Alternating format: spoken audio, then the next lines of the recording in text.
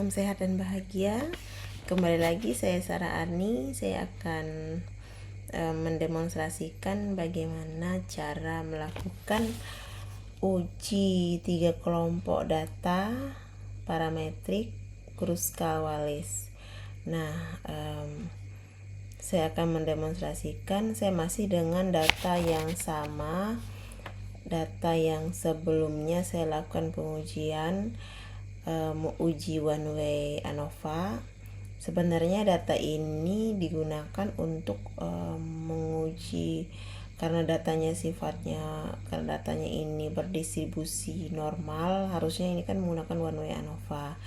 Nah, kita juga sudah melakukan uji normalitas di video sebelumnya, sehingga saya mengasumsikan di sini datanya tidak berdistribusi normal ya.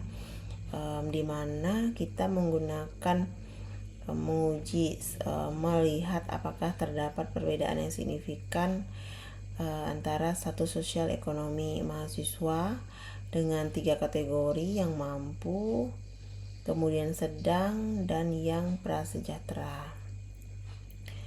Saya akan menunjukkannya. Pertama yang diklik adalah analyze, kemudian kita klik yang non parametrik ya, non parametrik. Nah ini, lalu pilih yang legacy dialog, lalu pilih K-independent sample. Nah, K-independent sample ini artinya Kruskal-Wallis, dimana kita bisa menguji lebih dari 2 kelompok ya. Saya klik, kemudian karena di sini saya akan melakukan pengujian terhadap status sosial ekonomi, berarti saya pilih dulu untuk tes variabel listnya yang total. Kemudian untuk groupingnya status sosial ekonomi dong ya, karena itu yang akan kita cek. Lalu pilih yang define rank. Nah, minimum itu kan dia kan ada 3 kelompok ya, minimumnya itu kita pilih 1, lalu maksimumnya 3. Nah, kalau misalnya ada 5 data berarti minimumnya 1, maksimumnya 5, seperti itu ya. Klik yang option karena kita mau melakukan melihat deskripsinya ya, ini kita klik continue, kemudian pilih yang ini ya, Kruskal-Wallis, kita klik juga median, lalu pilih yang oke.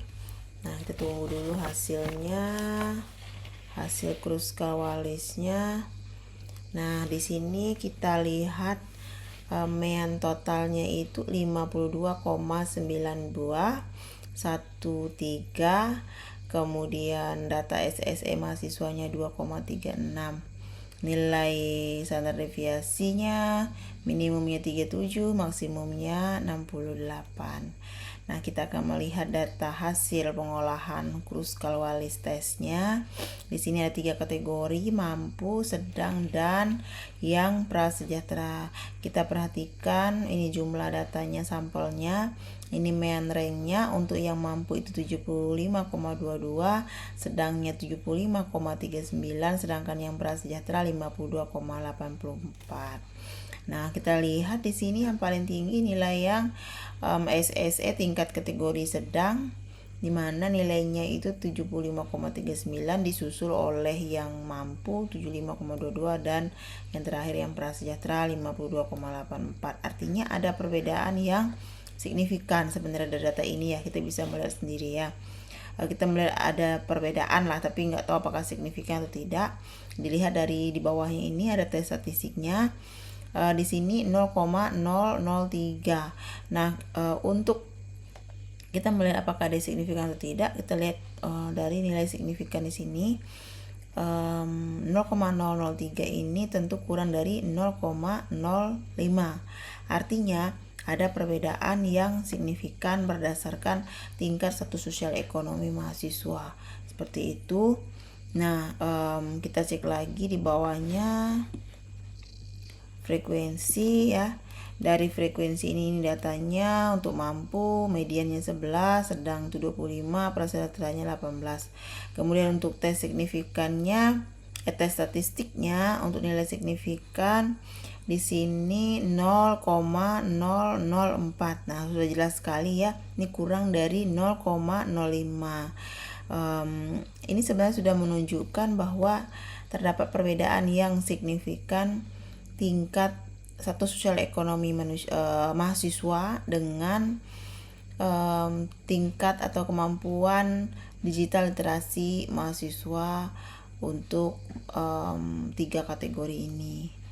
Sehingga dari hal ini dapat disimpulkan bahwa HO-nya ditolak, HA-nya diterima. Artinya terdapat perbedaan yang signifikan antara status sosial ekonomi mahasiswa dan kemampuan digital literasi. Yang mana yang paling tinggi tadi yang tingkat